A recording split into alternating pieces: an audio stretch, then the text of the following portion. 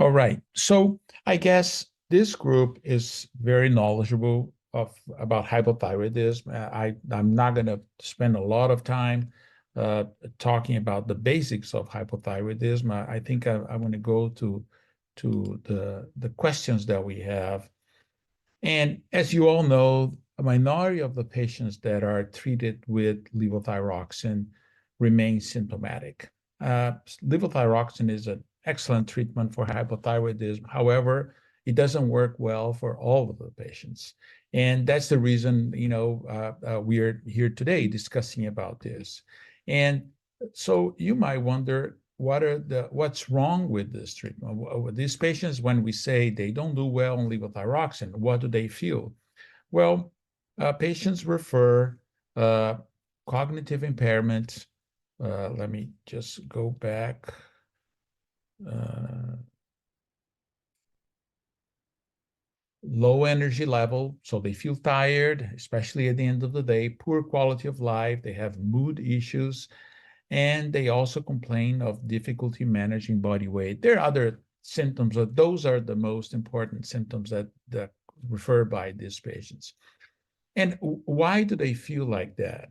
So there are a number of reasons. So everybody agrees that patients feel like that, but especially in the US, many patients are placed on levothyroxine when they were misdiagnosed. So they don't have hypothyroidism. So if you don't have hypothyroidism and you feel like that, given levothyroxine is not going to help you and you're going to remain symptomatic.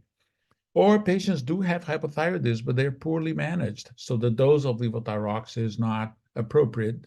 Uh, uh, some patients don't feel well because they are overwhelmed by having a chronic disease,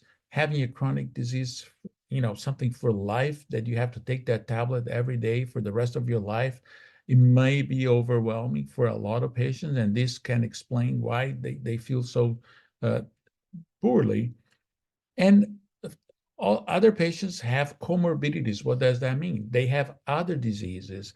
And although hypothyroidism is there, maybe they have diabetes, maybe they have uh, heart failure, maybe they have another autoimmune disease like arthritis.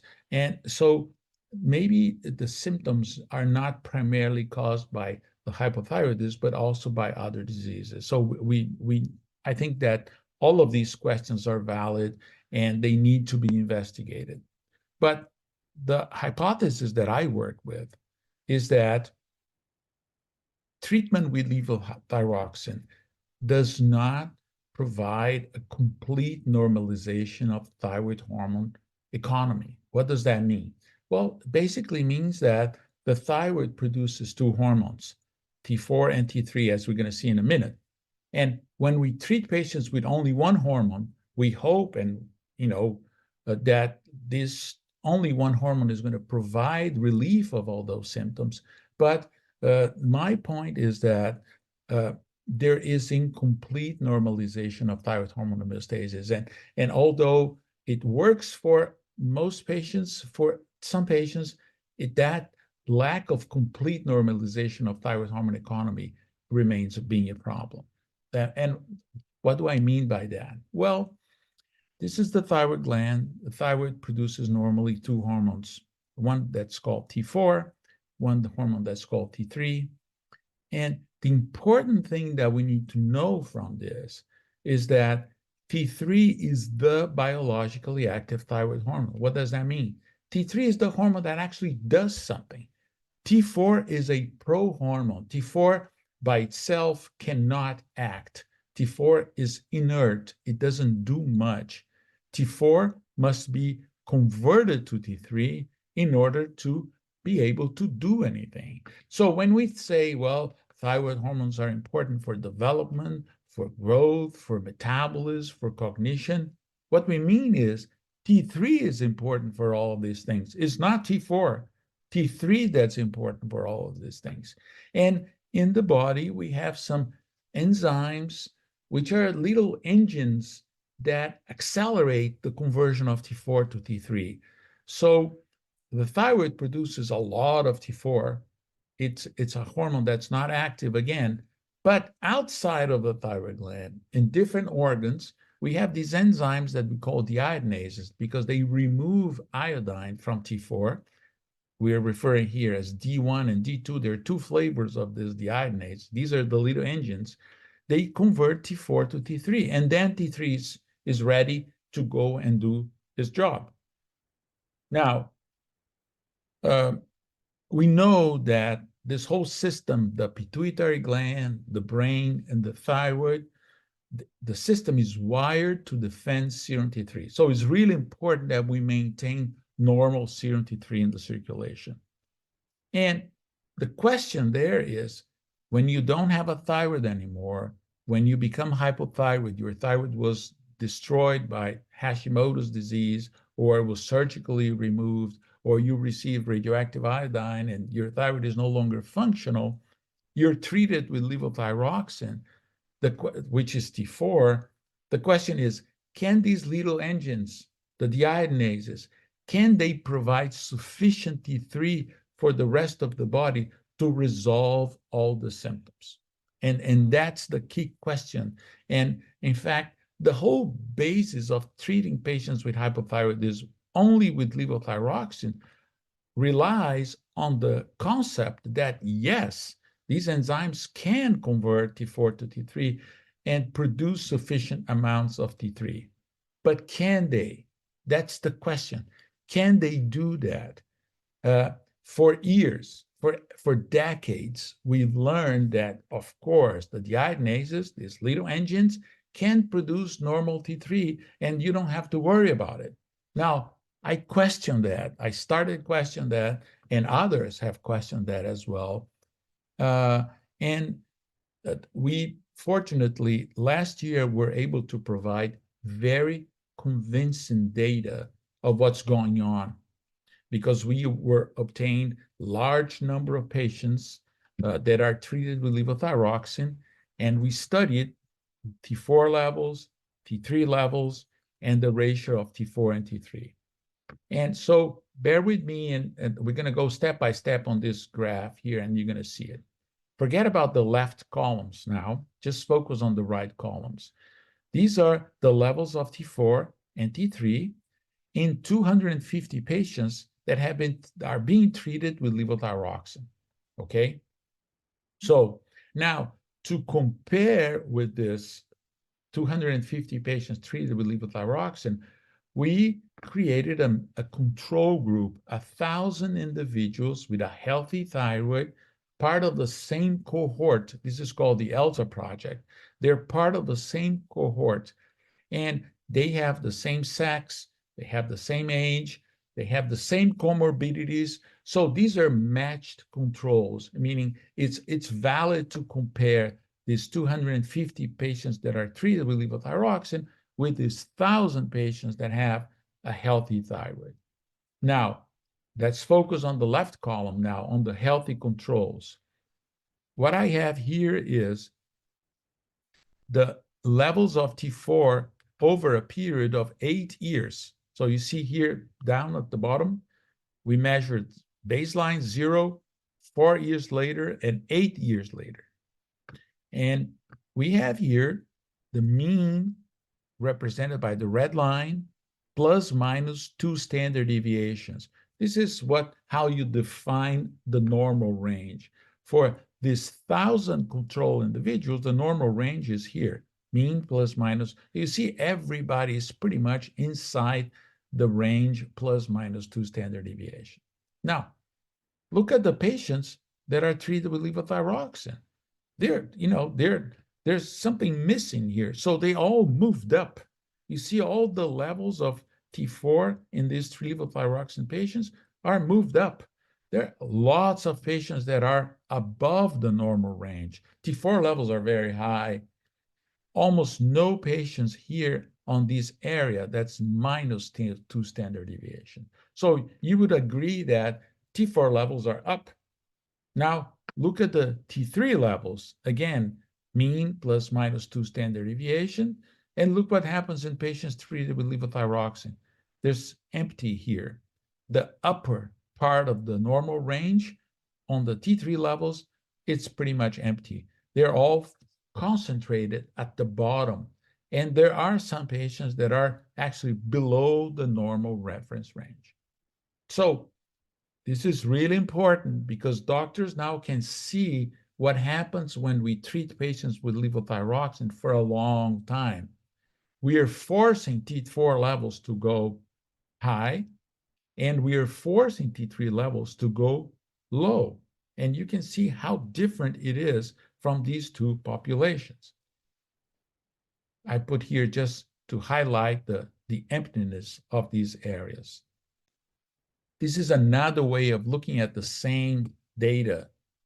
See, the red curve here, these are T4 levels. The red curve is the distribution of the normal group, the control group, and the green curve is the distribution of T4 levels in the levothyroxine-treated patients. You see that there's a shift to the right, and there's a lot of patients that have T4 above the normal range. Look at T3 levels, there's a shift to the left now. Patients have a lower T3 level, and there are a substantial number of patients that have T3 levels below the normal reference range. So we don't restore thyroid hormone homeostasis when we treat patients with levothyroxine. We are creating a new situation, which is not how it was supposed to be, in which they maintain higher levels of T4 and lower levels of T3. So to answer that question, can the deiodinase alone preserve plasma T3 levels? No, they can't. In some patients, they probably can't, but in many patients, I estimate that at least half of the patients, you cannot restore thyroid hormone homeostasis the way it used to be when they had a healthy thyroid. So that's a big deal starting with that point. Now, how can we fix this? If we want to put things back into to the situation that when the patients had a healthy thyroid, how do we fix it?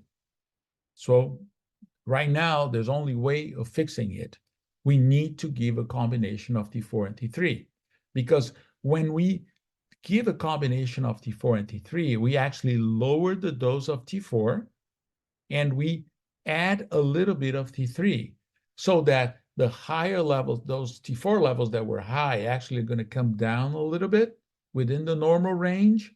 And the T3 levels that were low, they're going to go up, bring back to the normal range. This is all we do when we treat patients with a combination of T4 to T3. We go back to how it used to be.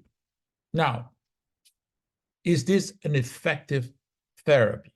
Is this effective? Now, the word effective is tricky, because how do you assess effectiveness of this treatment? Basically, everyone in this planet assesses effectiveness of therapy for hypothyroidism as normalization of TSH levels.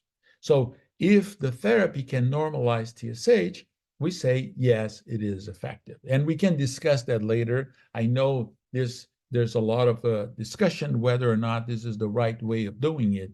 But can we normalize TSH levels using a combination of T4 and T3 levels? And, there are 12 randomized controlled trials. These are the gold standard. That when you do a randomized controlled trial, that's the way you compare two different therapies for a disease. So I looked up, there are 12 randomized controlled trials published that include about almost 2,000 patients. So there's a large body of experience here that has been published, and this has been done in different countries, in Europe, in the United States, in Asia. And the answer is yes, absolutely. Combination therapy is as effective as levothyroxine alone in terms of normalization of TSH levels and resolution of most symptoms of hypothyroidism. So this is pretty good because, many doctors will tell, no, you can't normalize TSH with combination therapy. The minute you start taking T3, you're going to suppress TSH. That is just not true. You can normalize TSH levels using a combination therapy as well as you do when you treat patients with levothyroxine. So we have here two therapies that are equally effective. Now, there are some studies, which we can discuss later, that show that for those patients that don't do well on levothyroxine, those patients that we started in the first slide of this presentation, for them, they actually, the therapy with combination therapy is more effective than levothyroxine. So for those patients that remain symptomatic, there's a clinical trial showing that indeed combination therapy is more effective in terms of resolution of symptoms than levothyroxine alone. And we can go back and talk about this. Now, a lot of stuff has been said about T3 being dangerous, being can cause problems, heart problems, osteoporosis problems, a number of issues with T3. Is this true? Well, go back to the clinical trials that have been published by a number of investigators. Again, 2,000 patients comparing levothyroxine with combination therapy and asking, are there adverse reactions to treatment with T3? No, there was no difference. These trials lasted between 6 months and a year, and nobody observed any additional adverse reactions when T3 was included. So as far as these trials are concerned, T3 combination therapy is perfectly safe. It's not different than levothyroxine alone. But, some people say, well, but these trials only lasted at most 1 year, and patients are taking combination therapy for the rest of their lives. So is that possible that after 10 years, you're going to have some negative effect? Now we start a group that, doesn't, there's a lot of skepticism about the use of T3. And so these imaginary questions start to be posed. Well, it's okay. Let's address those questions. There are at least 3 longitudinal long-term studies that looked at safety, hundreds, in case thousands of patients that were taking combination therapy, and no difference in long-term safety was observed when combination therapy was compared with monotherapy alone. So now the last question I'm going to pose on this is, okay, you're telling me there are 2 different treatments. They're both effective. They're both safe. But which one patients prefer? Now we have 9 of those 12 clinical trials encompassing about 660 patients. And the patients were asked, well, which one did you prefer? Did you prefer monotherapy with levothyroxine or combination therapy?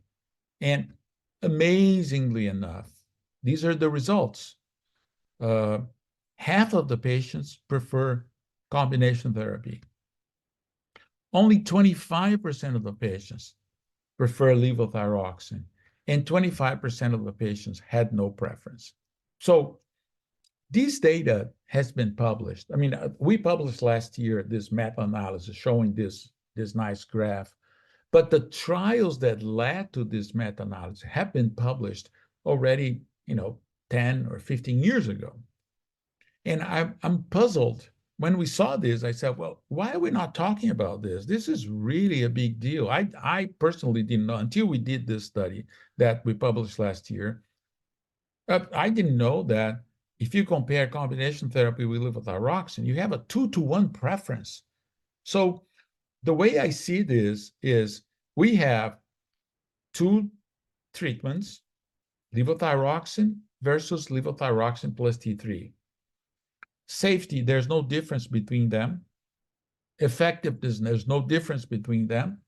But preference, it's a clearly patients prefer combination therapy. Again, we are not talking about those patients that remain symptomatic.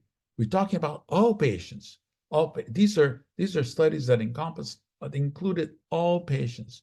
Patients 2-to-1, they prefer combination therapy. Now, when do we take into consideration patient preference for a specific treatment? Now, the Food and Drug Administration in the US thinks that we should take preference into consideration when multiple treatment options exist, and there's no option that is clearly superior for all patients. But I think that that fits perfectly when you're comparing monotherapy with combination therapy. Or when patients' views about the benefits and acceptable risks of treatment vary considerably within a population or different from those of healthcare professionals. This is not me saying, this is the Food and Drug Administration saying. Again, this is another situation that perfectly fits with the treatment for hypothyroidism. So this is very important because some doctors take a stand that they really don't want to even hear about combination therapy. But we have the clinical trials that show that even when you look at TSH, their effectiveness is the same, safety is the same, and clearly patients prefer combination therapy. So the FDA believes that patients' voice should be heard in this case.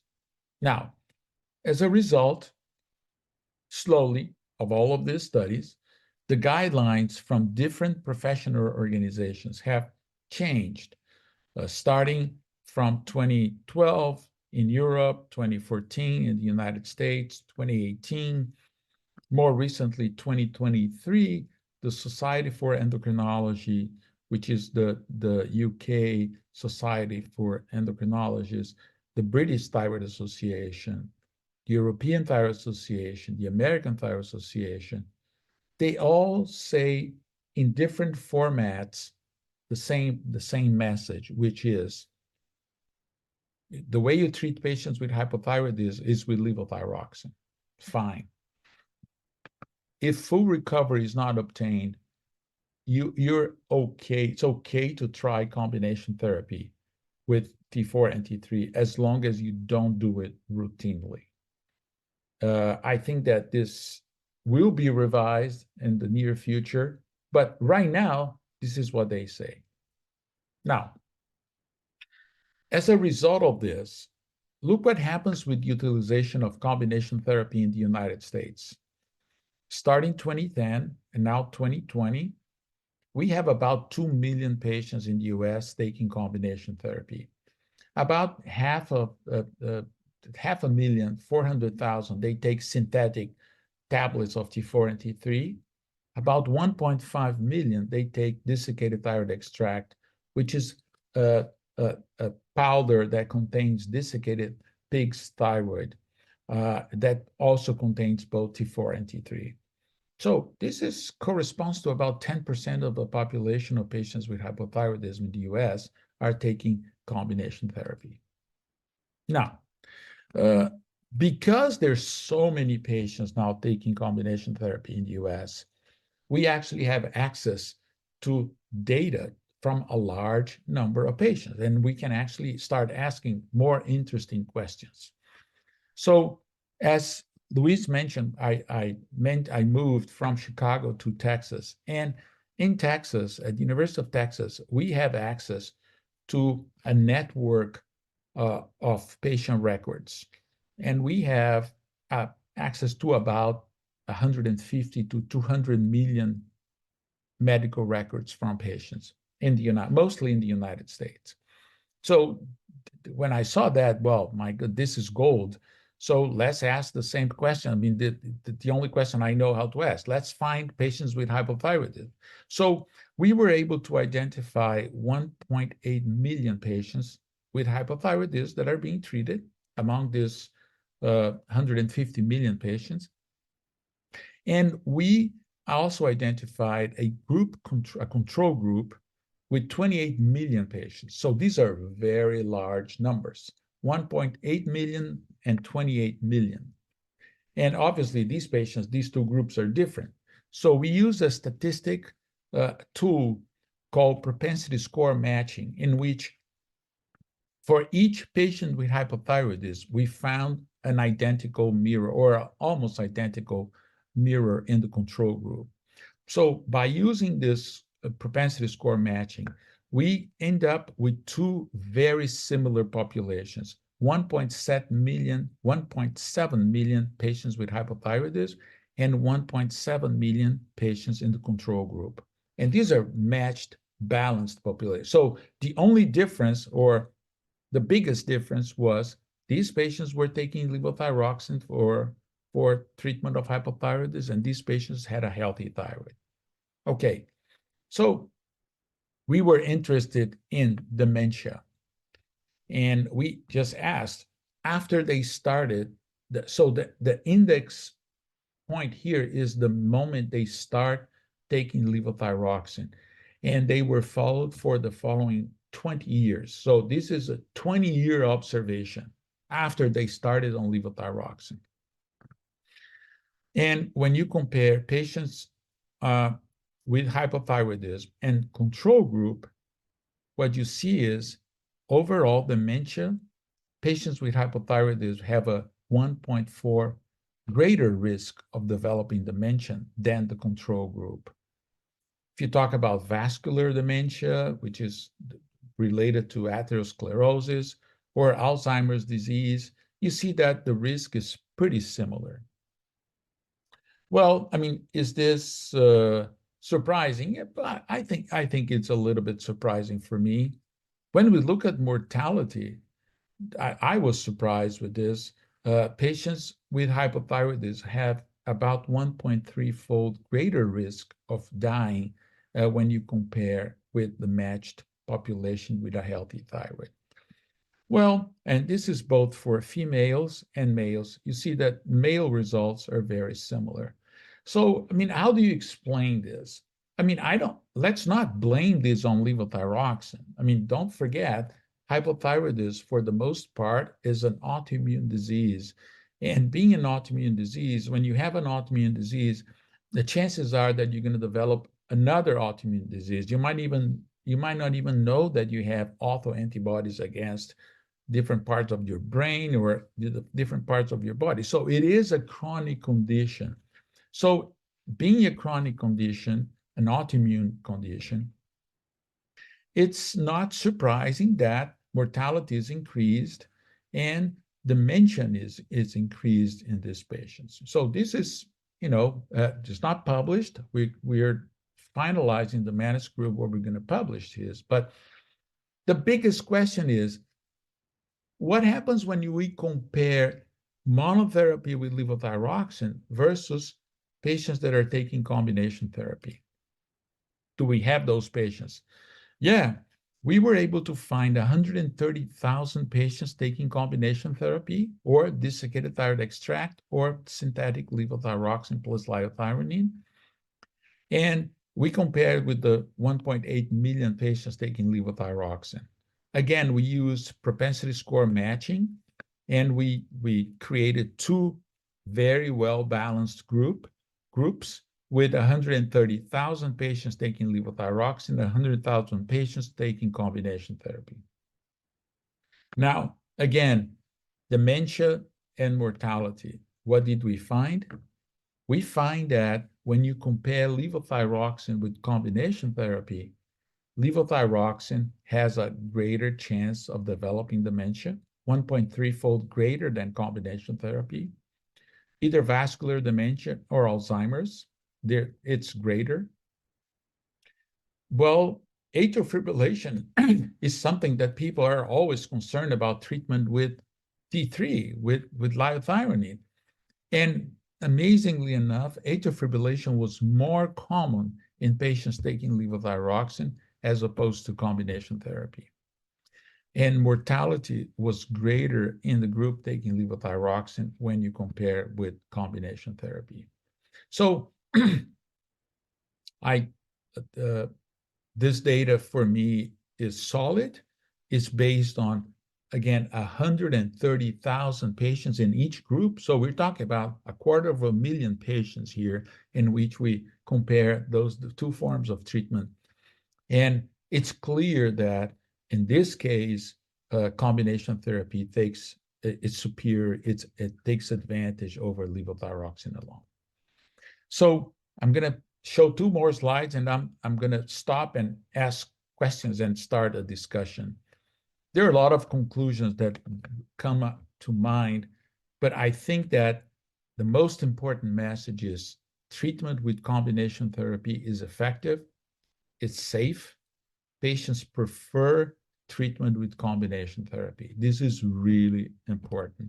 Second of all, physicians should consider using a model of shared decision-making, should explain this to patients, say, well, we have here two forms of treatment that are very similar, and patients do prefer combination therapy. So let's assess your situation, your unique situation. Check if you have any additional risk factors for any, let's say, if you have an unstable angina, if your heart is really, your problems with the coronary artery. I mean, I think that in those cases, we will be more careful in introducing T3 for a patient. But if there are no additional risk factors, I think physicians should really weigh seriously the preference of the patient. And now we have this new data that hasn't been published yet, and I'm looking forward to the reaction of my colleagues to these data that are actually very supportive of the utilization of combination therapy. I'm going to stop here, Louise, and open for questions. I'm going to give time for the group to ask questions and discuss. Thank you very much. That's great. That's great, Antonio. Yeah, there's lots of things already going on the chat. So I shall go back and try and start. I just wanted to start with it's more of a comment, but just really to get your view on it, which is that higher T4 from levothyroxine will cause a shift from the D2 to the D1 activity, which will affect organs in commas brain, reliant on D2. Does that make sense? Yeah. It makes perfect sense. The high T4 actually inactivates the type 2 deiodinase. And we have I didn't mention it because this paper is under a press embargo. It has been accepted for publication, but I'm not allowed to say, I mean, I'm not allowed to present, but I can't talk about it. So we showed that this is not in humans, this is in mice. When we treat mice with hypothyroidism, with levothyroxine, some parts of the brain remain hypothyroid. Other parts are fully restored, but some parts remain hypothyroid. And that's because the high T4 inactivates D2. And because the brain depends so much on D2, you can actually end up having hypothyroidism in the brain. That's correct. Wow. Okay. Yeah. It's going to come out in a couple of weeks in the PNAS. Okay. T4, T3 being too high could cause, I'm just having to get T3 being too high could cause the TSH to be suppressed, which comes with the same risks of osteoarthritis and AFib anyway, by having I think that's correct. The data points to the direction, meaning that every time you suppress the TSH, it means you have too much thyroid hormone in your body. That's why we rely so much on TSH. I know some patients only feel well when they have suppressed TSH, and I know that, and I'm not going to dispute that. However, for those patients, we should be on the lookout for possible negative consequences of having a suppressed TSH for a long time, which is osteopenia or osteoporosis, and also some atrial fibrillation.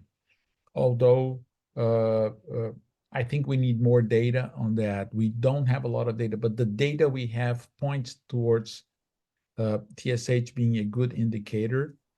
But in the end, the doctor and the physician and the patient need to balance what's good. You have quality of life on one side and the risks on the other side. And who is the person who's going to, it's a shared decision making.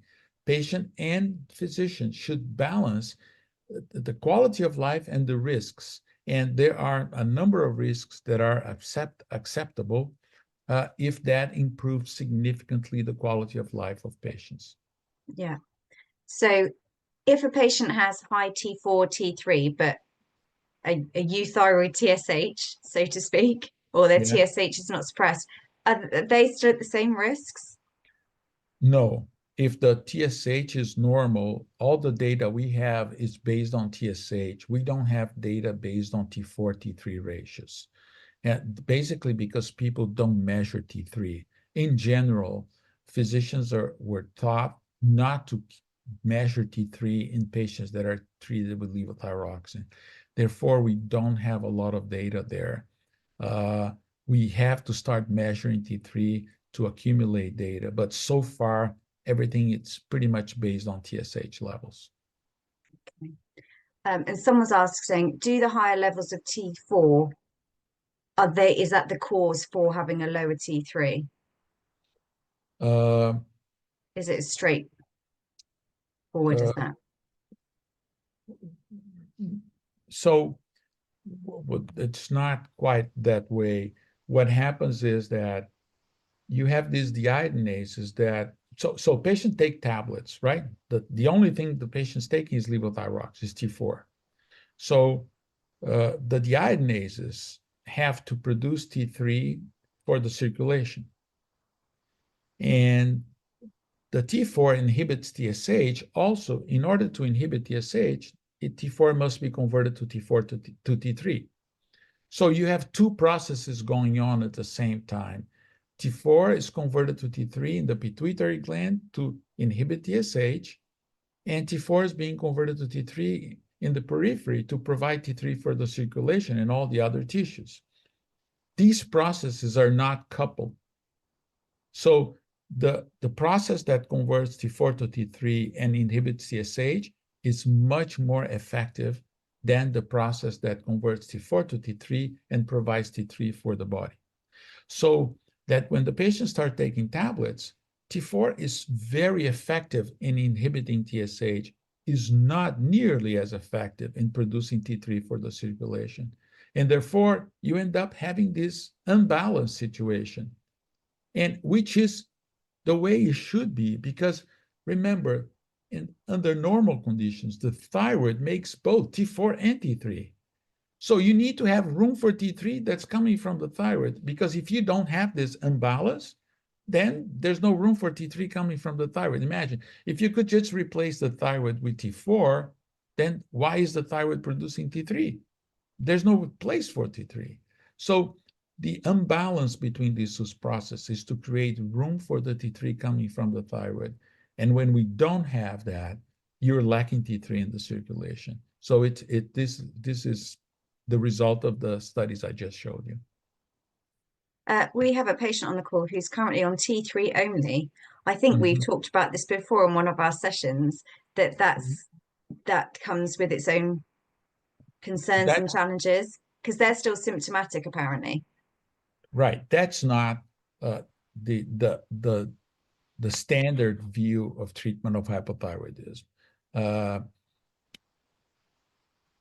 the thyroid produces both T4 and T3. If you want to go back to how you were when your thyroid was healthy, you should be taking both hormones. Now, having said that, that's the very traditional view.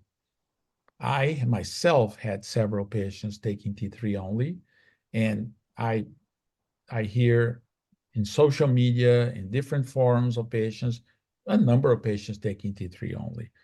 And that's the way they can live their lives. And I try changing that, convincing them.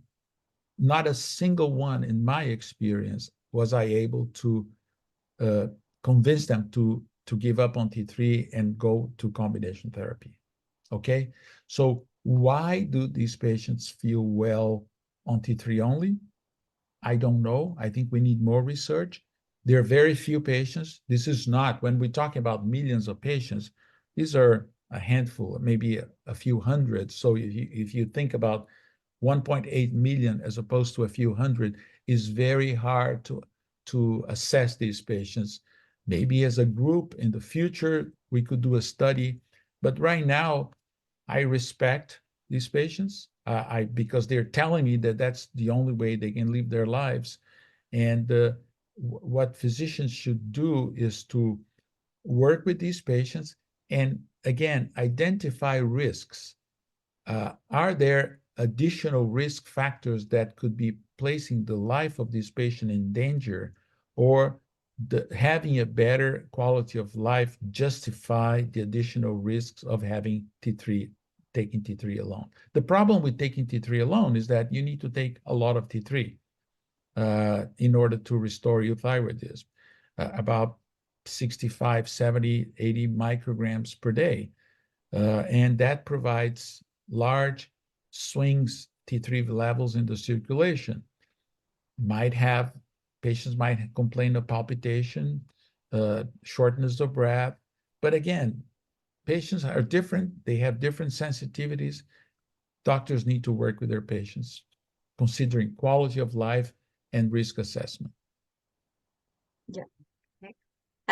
This is a question that I think a lot of people on this call would have been asking for a long time. But so if these are the results of combination treatment, why do some say it isn't good? Why is that the general? That's a good question. I've been looking for the answer to this question for a while now. So what happens is that the standard of care for treatment of hypothyroidism was combination therapy for about 80 to 90 years. Patients were treated with combination therapy with desiccated thyroid extract. In the 70s, some folks in Boston discovered that T4 gets converted to T3 by the body, and that sort of justified treating patients with only T4, the idea being, well, you don't have to give T4 and T3 because if you just give T4, the body will produce sufficient amounts of T3. And desiccated thyroid extract then had issues of standardization. The potency of different pills was different. The companies did not do a good job standardizing the potency of the desiccated thyroid extract. Some tablets had no thyroid hormone at all. So it was not a really rigorous process in the manufacturing of desiccated thyroid extract. And so when physicians learned about conversion of T4 to T3, they jumped on it. The idea of giving only T4, they jumped on it because it was synthetic. Being synthetic means they knew exactly how much T4 each tablet contained. Some old papers even say they were color-coded. So they saw those different tablets with different colors and the accurate amount of T4 in the tablets. That was much more attractive than giving the old desiccated pig's thyroid, which was the potency was inconsistent. And so that basically made in 10 years, the standard of care moved from natural combination therapy to synthetic levothyroxine. Now, today that has changed. Since 1985, we standardized desiccated thyroid extract in a different way, which now companies provide desiccated thyroid extract in a way that's much more accurate than it used to be before, and follow some FDA regulations. So I think that, however, those decades in which levothyroxine provided superiority over desiccated thyroid extract were critical to imprint physicians' mind that the synthetic was better than the combination therapy. And that associated with the massive marketing campaign by the pharmaceutical industry. They basically, through supporting professional associations, marketing with the physicians, travels, dinners, that made the case for synthetic therapy being more prescribed than desiccated thyroid extract. Today's physicians are just, some of them are adamant against combination therapy for no absolute reason. There's no, I mean, if I had a paper showing combination therapy is worse than monotherapy, I would have shown it here. I don't have that paper. However, yet some physicians are still adamant against it. That has changed, however. In the US, maybe 15 years ago, you could not talk about combination therapy in a meeting, in a doctor's meeting. You would be immediately shunned. Today, people open. I mean, I'm invited. Other doctors are invited to talk about combination therapy. So the acceptance it's much, much, much greater today. And I know in the UK this is a little bit different because there's the financial issue, the fact that T3 is really expensive, and that causes a problem for the budget, the overall budget of the area where you live. And so that's a particular issue about the UK. In other countries where you don't have that issue, people are prescribing combination therapy much more openly than in the UK. Okay, thank you. Another question for you. How can effectiveness of levothyroxine versus a T4, T3 combined therapy be the same when T3 is lowered by the use of T4 monotherapy? Right. And it was important to highlight that I call effectiveness the ability to normalize TSH. I did not call effectiveness the ability of assessing quality of life and other things. And we have data showing that patients that take monotherapy with levothyroxine have high cholesterol, and they are more likely to be on statin medication just because the liver remains slightly hypothyroid. So I don't believe levothyroxine is as effective as combination therapy. However, the data, I still don't have lots of data in that regard. And that's why it's important to say normalization of TSH is the effectiveness that I'm talking about. That's the measure. Someone's put into the chat that they read yesterday about the connection between hypothyroidism and anemia. Is there any evidence that anemia can be improved on combination therapy?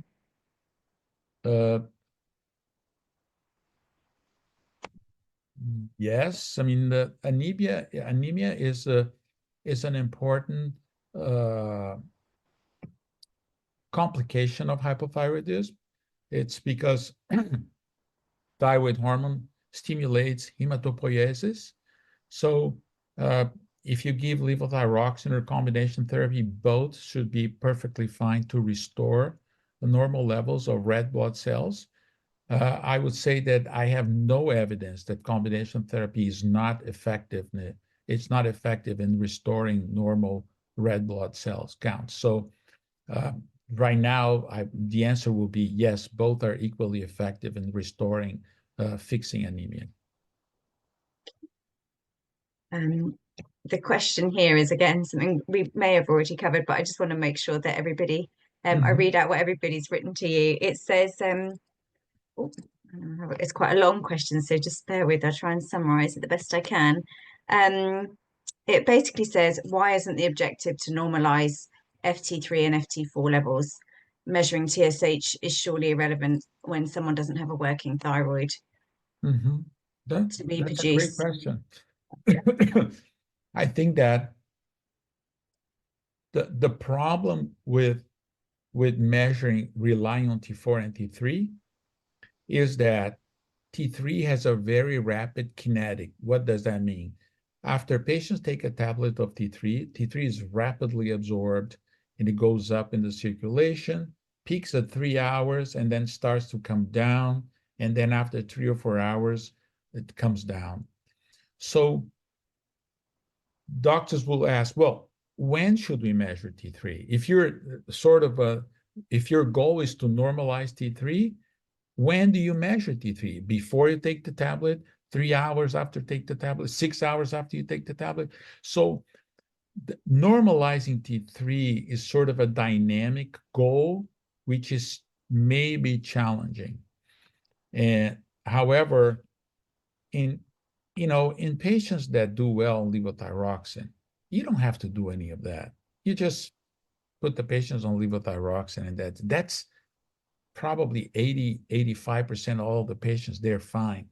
Now, for those patients that remain symptomatic, I think for those, it's completely justified to measure T3 at different time points, to look at the T3 profile, see what's going on, and aiming at normalizing T3, T4, TSH, and symptoms. I think that for those patients, we really need to use everything we have in order to bring back to normal as much as we can. And therefore, I think it's totally valid to normalize T4, T3, and TSH in these patients. Which leads on quite well to the next question, which is, if you are only well when your TSH is suppressed with a normal T4 and T3, is that okay? Surely it's not the actual TSH causing problems. No, TSH is not causing problems. Again, there are many patients that only feel well when TSH is suppressed. Suppressed TSH is sort of a red flag for doctors. We learned that when the TSH is suppressed, you're taking too much thyroid hormone. Now, because we know when patients take levothyroxine, the thyroid hormone homeostasis is not normalized. So we need to bear in mind, well, maybe these patients only do well when they are taking levothyroxine at doses that suppress TSH. Well, this is what the patient's telling, right? This is what they're telling. Doctor, I only feel well when I take an extra tablet of levothyroxine every week or something like that. So the reaction is, oh, no, you can't do that because your TSH is suppressed. And we know suppressed TSH is associated with atrial fibrillation and osteoporosis. That's all true. Now, again, we go back to shared decision-making, quality of life, risks of developing osteoporosis, and atrial fibrillation. If we have a patient that has family history of atrial fibrillation, already had several episodes of atrial fibrillation in the past, I think that patient I would be careful in suppressing a TSH in that patient. Now, if you have a patient that there's no additional risk factor for atrial fibrillation, no additional risk factor for osteoporosis, and the quality of life is only restored when the TSH is suppressed, so let's just monitor that patient. Let's suppress the TSH and monitor that patient more carefully, as instead of returning to the doctor after every 6 or 12 months, maybe they should come back to the doctor every 3 months, do an EKG, make sure do bone densitometry. I mean, let's monitor that, work with that patient more closely, because we value quality of life. For some doctors don't accept that, unfortunately. I was recently part of a debate in the US, and my opposing doctor, the doctor that had opposing views, he said, I'm not going to hear what the patients tell. I'm going to do what I think is right. I don't care what the patient's telling me. I think that that's a view that's out there. Some doctors share that view. Luckily, that's not the predominant view. And I think that our job through these talks is to provide information so that people start seeing this, people meaning doctors start seeing this and start to change their views from what they have. Yeah, absolutely. Are there risks greater to females than males? Do you know that in your research? And if so, why would that be? The question then leads up to say, are men taken more seriously in a treatment room by doctors? Hmm. Well, that's an interesting question. Uh, we have one survey in which we asked, yeah, the survey in about 15,000 patients, we saw that females are more symptomatic than males.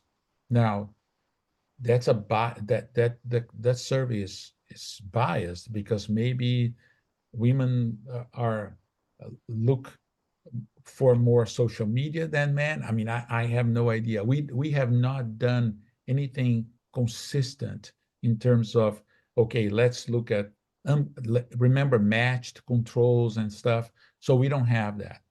So what I have is both males and females have residual symptoms of levothyroxine, and equally intense, equally important.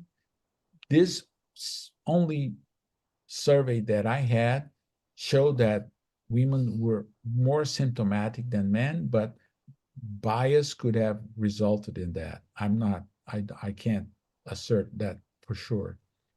Okay. Now, uh, it's hard to tell if men are taken more seriously than women. Uh, Mostly, the doctor's office are mostly visited by women. Men just don't like to go to the doctor. That's the truth. And when the several male patients I had, their wives had to bring them to the doctor because they don't come. So it's really hard to assess what's going on as opposed to women, which are much more open in the doctor's office. Yeah. And we know from the statistics we've seen that women are disproportionately more affected by thyroid problems generally than men Yeah. anyway. Not Yes. saying that men aren't, because we do have lots of men in our community, but we know that there's a larger proportion of women. More questions for you. Have you got time to continue, Antonio? Yes. Yeah, brilliant. Thank you. Is it possible that while we would continue to measure euthyroidism by TSH rather than hormone levels, that we are potentially suboptimally treating patients with hypothyroidism? Yes, I think that we should consider TSH, T4, and T3. I think that especially for those symptomatic patients. Again, for the patients that are treated and they have no symptoms, right? You just rely on TSH or free T4. But for those patients that remain symptomatic, we have to use all the tools we have at our disposal. The next question is, are there, I think it's supposed to say, are there increased risks related to insufficient treatment and the association with heart issues? So can you repeat that question? Are there increased risks related to insufficient treatment and the association with heart issues? Yeah, insufficient treatment.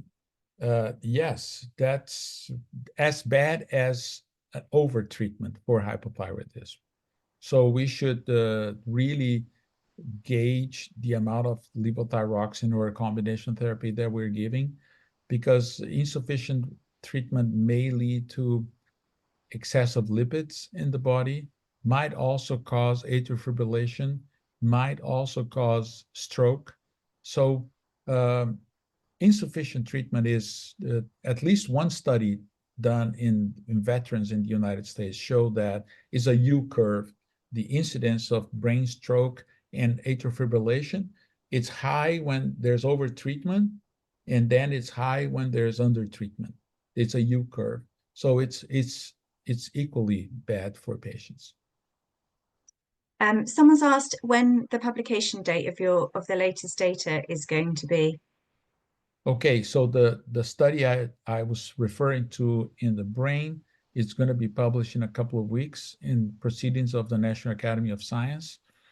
And the study in which I showed the millions of patients, that I'm still writing that manuscript. So I think maybe a month, luckily, depending on who the reviewers are going to be.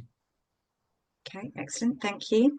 A couple of other things. Someone's asked whether or not you've looked into diabetes and the links between um, combined therapy and monotherapy. And also, someone's asked the same sort of question in regards to the correlation between cancer and both treatments, whether there is any research being done on outcomes. Well, diabetes, we know that is a frequent comorbidity of hypothyroidism. We just recently published a study showing that the uh, the poor outcomes of diabetes are exaggerated in patients that have hypothyroidism. So the combination of both diseases makes patients' lives harder, much harder. So they have a lot of poor outcomes, more than if they had hypothyroidism or diabetes alone. Now, the second part of your question, I think I missed it. Do you talk about cancer?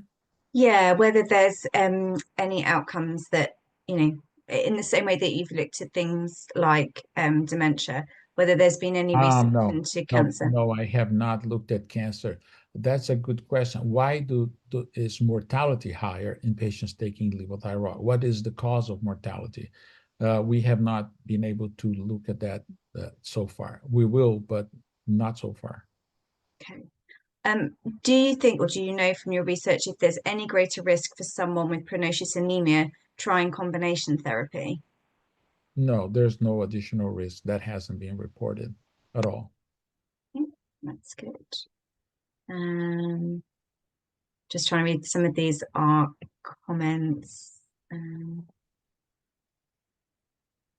Oh, oh, here we go. Oh, there's some comment on here just relating to LT4 high dose also carries increased cancer risk.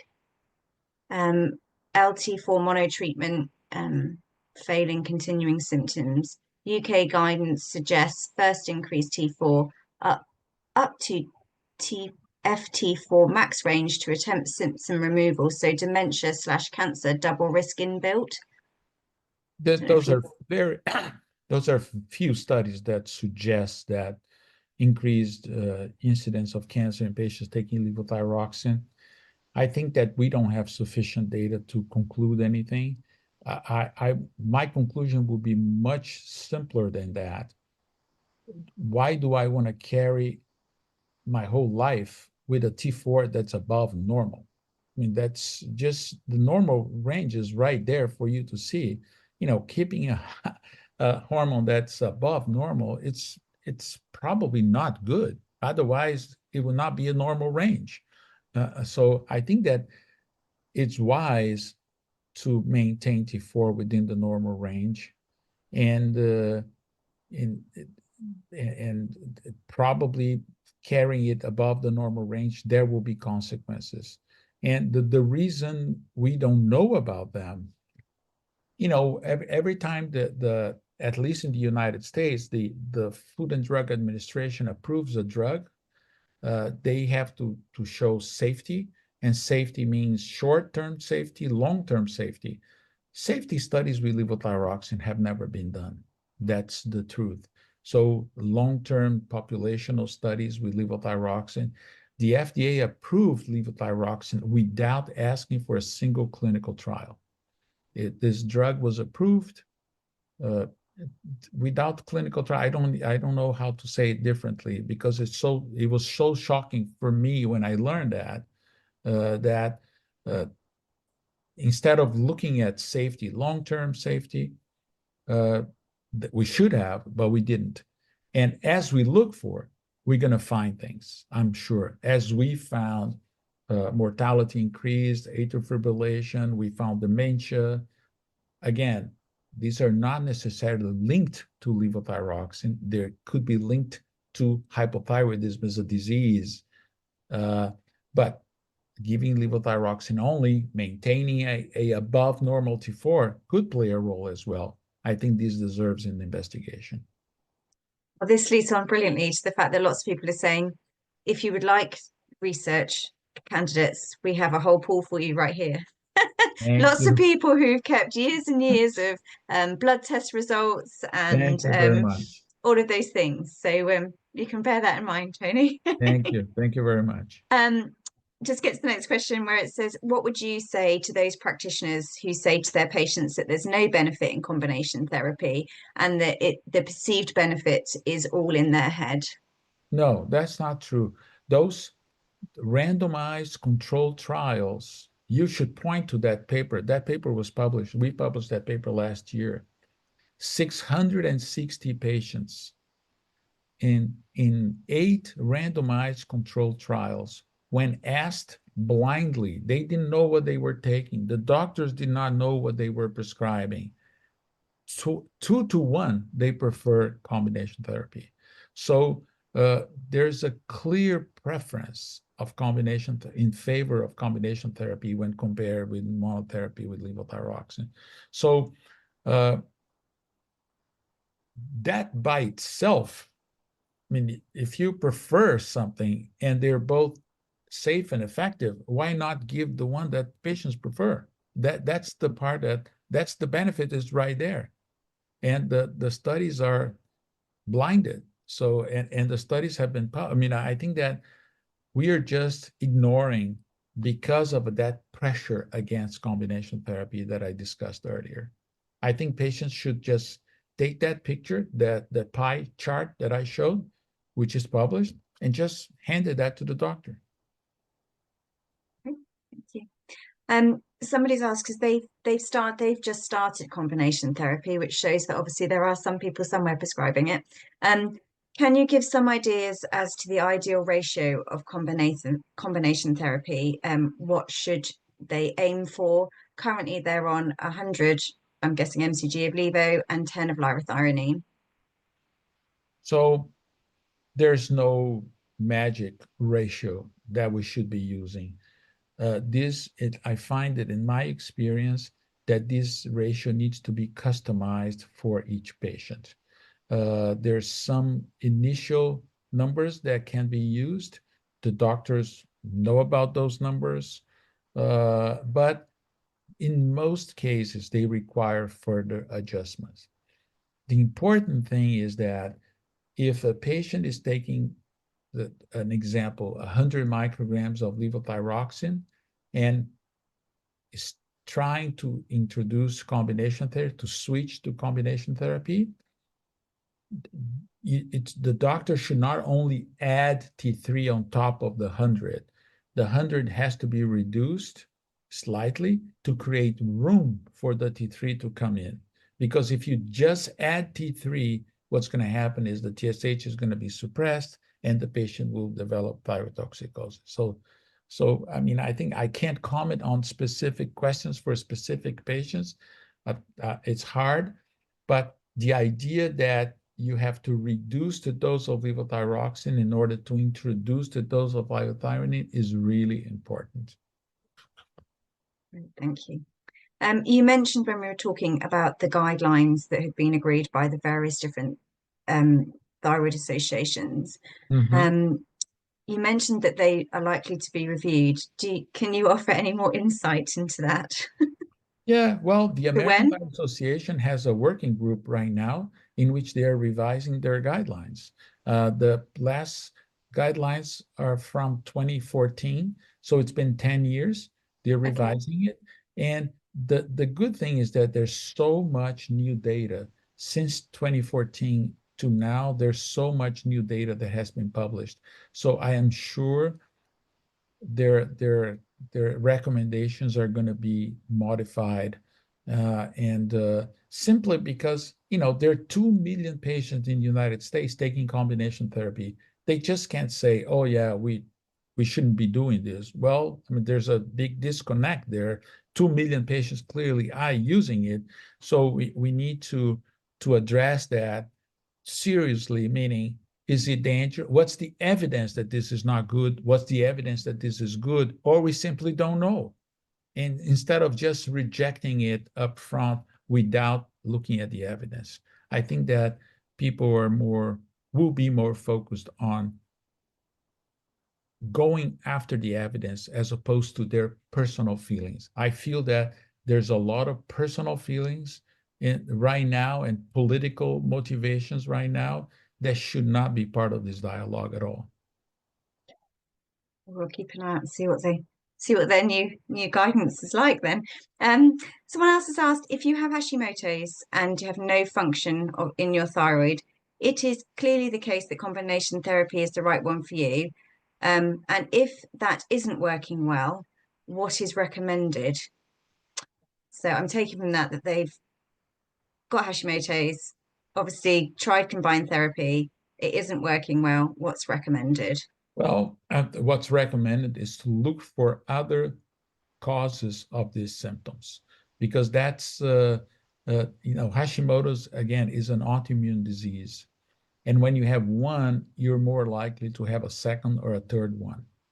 And the symptoms are not uncommon. So the symptoms are very non-specific to hypothyroidism, like foggy brain. I mean, COVID causes brain fog, right? Feeling tired, low energy, I'm gaining weight. So yes, hypothyroidism can explain all of these symptoms, but a number of other conditions can explain the symptoms as well. So if you go through, you start with levothyroxine, you didn't feel well, you switch to combination therapy, we didn't feel well, you change the ratios, you work with your doctor, you tried everything, and you still don't feel well, it's possible that the symptoms are being created by another condition and not strongly by hypothyroidism. And, diabetes, obesity, rheumatoid arthritis, heart problems. I mean, there are a number, anemia, vitamin B deficiency, a number of things could end up causing very similar symptoms.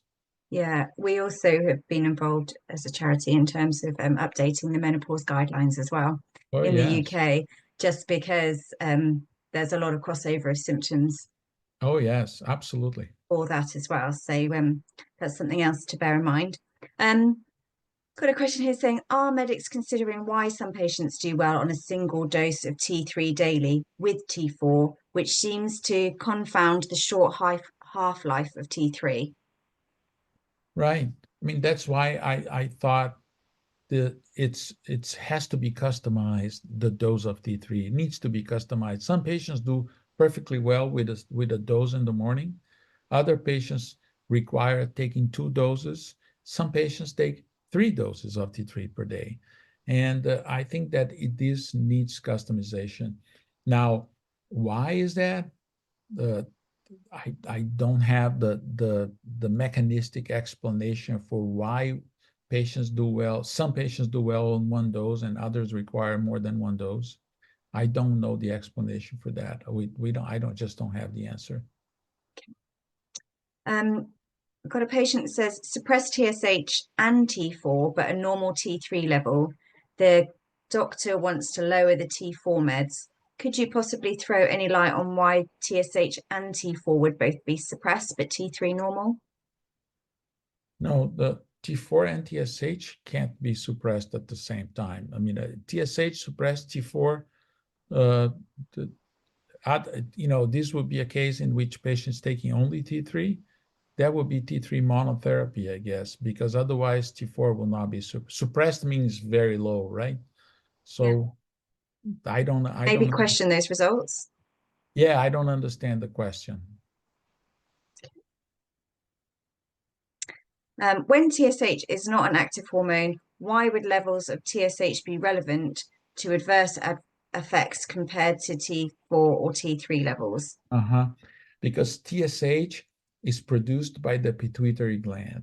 And the pituitary gland, as far as TSH is concerned, has one job and one job only, to monitor the amount of T4 and T3 in the body.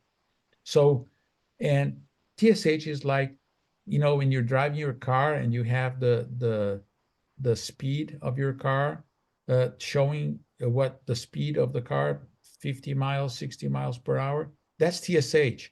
It's just that it's just telling you how much the speed of the car is. And that's TSH. It's just telling you how much thyroid hormone is in the body. TSH doesn't do anything. It stimulates the thyroid, but in the case of hypothyroid patients, the thyroid is no longer there, so it's actually not doing anything. So it's just a way that we use to gauge how much thyroid hormone is in the circulation. And therefore is a very useful information, very important to know. But it's not the only way. Another way is look at T4 and T3 levels in the circulation. Absolutely.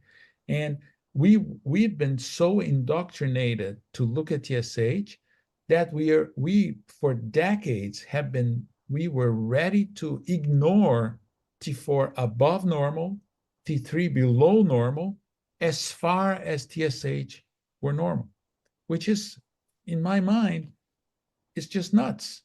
I mean, why are we not asking? Why can we tolerate above normal T4, below normal T3, as far as TSH is normal? I mean, I just don't understand. We just never address these questions in a very serious way, I guess. Another question for you regarding T3, this time on pregnancy. Effects of combination therapy on pregnancy. Could taking T3 affect pregnancy? Mm-hmm. That's a very common question that I get. So every time we recommend anything or something, we have to do based on clinical evidence, on clinical trials. And you see, during my lecture, I was presenting the evidence that was generated based on those randomized clinical trials. Do we have a randomized clinical trial with pregnancy, with pregnant ladies? No, we don't have. Therefore, it's very hard to recommend anything when there's pregnancy, just because we don't have any studies that have been done during pregnancy. So the plain answer would be, we have no studies that have been done during pregnancy, so it's very hard for me to say it's safe, it's not safe. Okay. Now, having said that, there's a belief that T4 crosses the placenta from the mother to the fetus more readily than T3 does. And during the first trimester of the pregnancy, the fetal thyroid does not work. It's still being developed. And the fetus depends on thyroid hormone that's coming from the mother. And since T4 crosses the placenta more readily, and the fetus does not have its own thyroid, so it's really important that the mother have sufficient amounts of T4 in the circulation.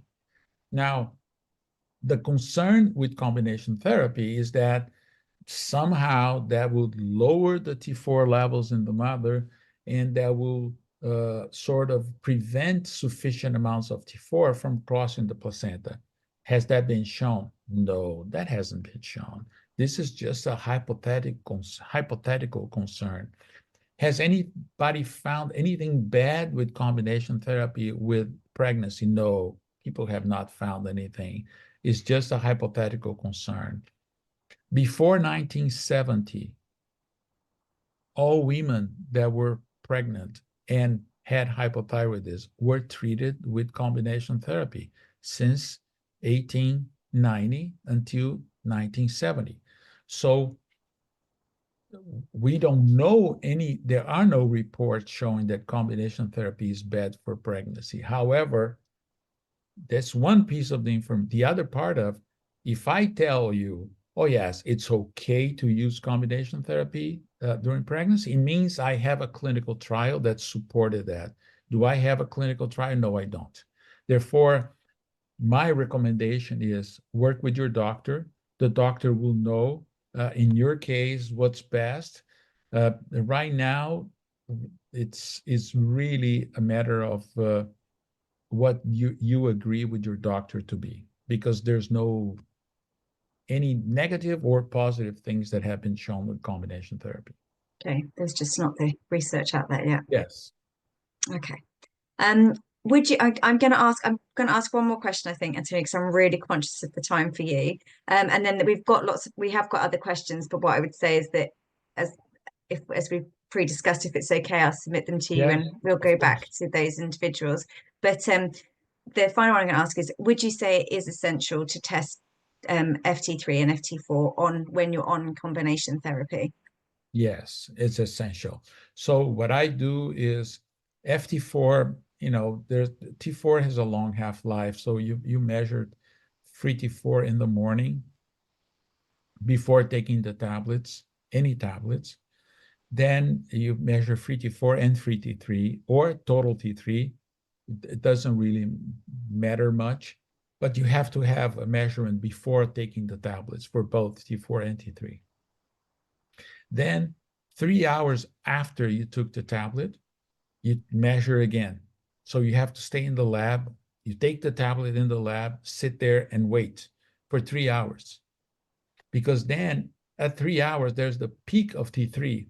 I want to see how high the T3 goes because I want to prevent T3 from going above the normal range. We want to be safe, right? We want to keep the T3 within the normal range. So while it's going up and down, I want this fluctuation to occur within the normal range of T3. And that's why we measure before taking the tablet and 3 hours after taking the tablet. And then based on the results, the doctor will adjust the doses in order to make sure everything fits in the normal range. Thanks, Tony. I hope everybody's found that. I know I have. Every time we speak, it's so informative. You're very knowledgeable, and like I say, we really appreciate you giving up your time to talk to us. Just to reiterate, to everybody who's still left questions in the chat, I will put those to Antonio. We have got your contact details. With your permission, we will put those to him. If anyone doesn't want me to ask their questions or come back to you, just let me know. But otherwise, that's our intention. And it won't be the last time that we speak either, hopefully, Tony. So Thank you very we'll have you much. back if you've ever Yes, got time to come back. absolutely. Yeah. So it just leaves me to say thank you, massive thank you. Thank you so much for your time. I hope you have a safe travel home.